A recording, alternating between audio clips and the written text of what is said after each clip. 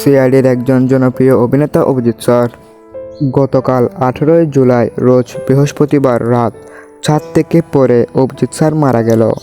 বিস্তারিত জানতে ভিডিওটি না টেনে সম্পূর্ণ দেখুন। আর আপনি যদি আমাদের চ্যানেলে নতুন হয়ে থাকেন, চ্যানেলটি সাবস্ক্রাইব করে আমাদের পাশে থাকুন।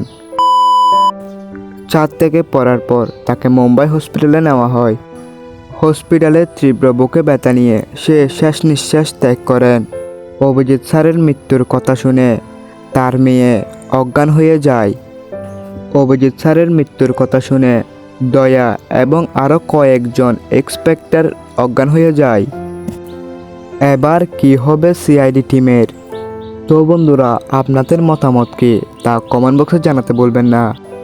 ভিডিওটি ভালো লাগলে একটি লাইক দিন। এরকম আরও নিত্য নতুন আপডেট পেতে আমাদের চ্যানেলটি সাবস্ক্রাইব করে আমাদের পাশে থাকুন।